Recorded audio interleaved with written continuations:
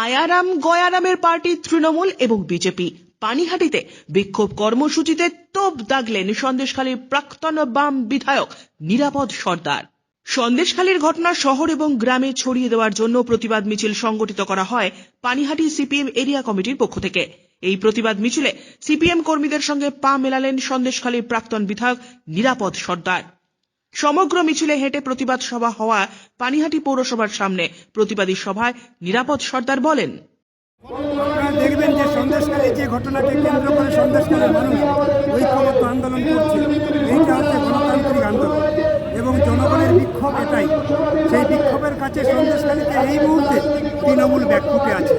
তৃণমূল বুঝতে পারছে সন্দেশখালীতে লাল ঝান্ডার ঘাঁটি গড়ে উঠছে, ফলে তৃণমূল যখন নিজে পিছন দিকে হচ্ছে তখন সে বিজেপিকে প্রজেক্ট করার চেষ্টা করছে, অর্থাৎ বিজেপিকে পাঠিয়েছে। আপনারা দেখবেন বিজেপি ওখানে গিয়ে জয় শ্রীরাম স্লোগান দিয়েছে। সন্দেশখালীর মানুষকে আমি মনে করি তাদের যে গণতান্ত্রিক আন্দোলন, সেই আন্দোলনের মাঝখানে ঢুকে এইরকম একটা রাজনৈতিক দল ধর্মকে ইস্যু করে জাতপাতের রাজনীতি করার যারা উদ্দেশ্য যারা বলার চেষ্টা করছে, তারা ওই আন্দোলনকে অপমান করছে। গোটা আন্দোলন গোটা রাজ্যের মানুষকে পথ দেখাচ্ছে।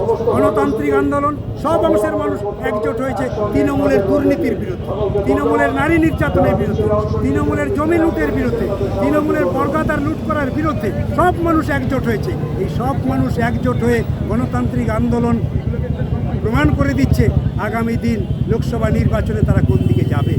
শাহজাহান শেখ এতদিন ধরে অরাজকতা তৈরি করেছিল সন্দেশখালীতে, তার সাগরের গ্রাম। আপনি চুপ ছিলেন কেন? সেটা প্রকাশ্যে কেন আসেন? আপনারা দেখেছেন 2011 সালে আমি যখন বিধায়ক হয়ে জিতে আসলাম বিধানসভায়, আমি বিধায়ক হওয়ার পর থেকে বিধানসভায় বারে বারে আমি প্রশ্ন তোলার চেষ্টা করেছি। সন্দেশখালীর নিদারুণ দৃশ্য, চুরি ডাকাতি যা হচ্ছে, লুট যা হচ্ছে, এই সবগুলোকে আমি বিধানসভায় বলার চেষ্টা করেছি। বিধানসভায় আমি যখন বলার চেষ্টা করেছি তখন আমার মাইক বন্ধ করে দেওয়া হয়েছে, আমার সব কথা শোনার চেষ্টা করেনি। আমি যখন বারে বারে বলেছি এই পাট্টা জমি লুট করছে তৃণমূলের নিচের তলার কর্মীরা, মা বোনেদের উপর অত্যাচার করছে তৃণমূলের নিচের তলার কর্মীরা, এই তৃণমূলের নাম নিলেই তারা আমার বক্তব্য শুনতে চায় না, ফলে আমাকে বিধানসভায় ঠিকঠাক বলতেও দেওয়া হয়।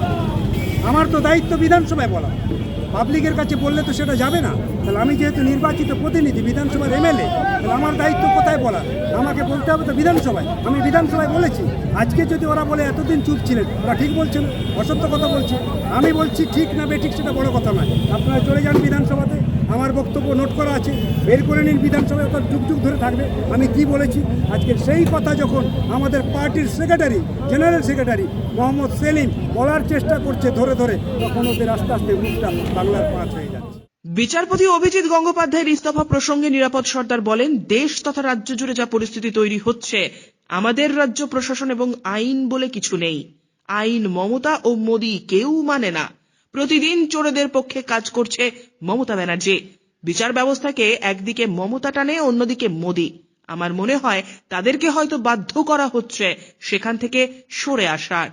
আসলে আপনারা দেখুন যে যা পরিস্থিতি তৈরি হচ্ছে গোটা রাজ্য এবং দেশ জুড়ে, আমাদের রাজ্যে তো প্রশাসন বলে কিছু নেই, আইন বলেও কিছু নেই। আইন মমতা ব্যানার্জিও মানে না, আর দিল্লিতে নরেন্দ্র মোদী মানে না, কারণ এরা কেউই আইন মানে না। আইন ভাঙার লোক। আইন যদি মানতো তাহলে 100 দিনের কাজের যে আইন গরিবদের জন্য, সেটা অন্তত এরা দুজন ন্যূনতম কাণ্ডজ্ঞান থাকলে মানত। মমতা ব্যানার্জিও ভাঙলো, নরেন্দ্র মোদীও ভাঙলো, আর প্রতিদিন চোরেদের পক্ষে কাজ করছে মমতা ব্যানার্জি। দিল্লিতেও তাই হচ্ছে। ফলে এইরকম একটা প্রেক্ষিতে দাঁড়িয়ে শুভবুদ্ধি সম্পন্ন মানুষ কী করে থাকবে? বিচার ব্যবস্থায় তো অনেকেই বলে ফেলেছেন, এমন একটা দিন হয়তো আসবে সব চোরেরা দলবদ্ধ হয়ে আমাদের কাছে যদি বলে যে আমাকে চুরি করার অধিকার দিতে হবে, চুরি না করলে আমার পেটের ভাত হবে না, অর্থাৎ চুরি করাটাই তাদের অধিকার, এই যদি কেউ বলে তাহলে হয়তো আমরা কেউ অবাক হব না। এরকম কথাও বলেছে। এই প্রেক্ষিতে দাঁড়িয়ে বিচার ব্যবস্থায় কী থাকবে? কার কথা শুনবে? একদিকে মমতা ব্যানার্জি টানে, একদিকে নরেন্দ্র মোদী টানে। ফলে পরিস্থিতির উপরে দাঁড়িয়ে তাদেরকে আমার মনে হয় বাধ্য করা হচ্ছে সেখান থেকে সরে। বিধায়ক তাপস রায়ের বেসুরো প্রসঙ্গে নিরাপদ সর্দার বলেন, এরা তো এদিকে যায় ওদিকে যায়, বিজেপি এবং তৃণমূল কমিউনিস্ট পার্টির সঙ্গে মেলে না।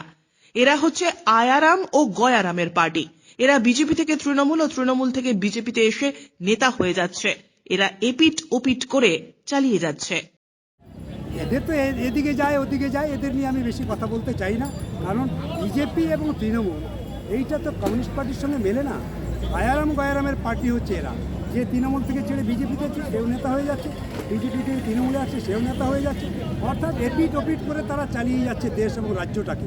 কমিউনিস্ট পার্টি তার নীতির উপরে দাঁড়িয়ে আছে, দর্শনের উপরে দাঁড়িয়ে আছে, দর্শনের উপরে ভিত্তি করে সমাজকে এগিয়ে নিয়ে যাওয়ার চেষ্টা করছে। শ্রমিক শ্রেণীর নেতৃত্বে সমাজটাকে পাল্টানোর যে স্বপ্ন, সেই স্বপ্নে অবিচল আছে কমিউনিস্ট পার্টি। কুণাল ঘোষের বেসুরো মন্তব্য প্রসঙ্গে নিরাপদ সর্দার বলেন, যদি ন্যূনতম আত্মমর্যাদা থাকতো তাহলে টিভির পর্দায় এরা যেতই না।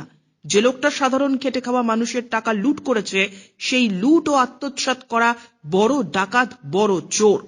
যে লোকটা জেল খেটেছে তাকে বড় মুখ করে নেতা করেছে তৃণমূল আর কোনো লোক পেল না, তাই এখন সে উল্টো সুরও গাইছে, অন্য নেতাকে এসে বলছে কত বড় চোর। যাদের যা চরিত্র সেটাই ফুটে উঠছে এখন। দেখুন, এই যে লোকটা টিভির পর্দায় বসে কুণাল, এদের যদি ন্যূনতম আত্মমর্যাদা বোধ থাকতো তাহলে টিভির পর্দায় যেত না। গোটা দেশের লোক, রাজ্যের মানুষ দেখে, ও মনে করে আমাকে খুব ভালো দেখাচ্ছে টিভির পর্দায়, সবাই খুব ভালো বলছে। আসলে কি তাই? যে লোকটা অতি সাধারণ খেটে খাওয়া, এই আপনাদের মতন লোক যারা মধ্যবিত্ত পরিবার, তাদের টাকা লুট করেছে, সেই টাকা আত্মসাৎ করেছে সেই লোকটা।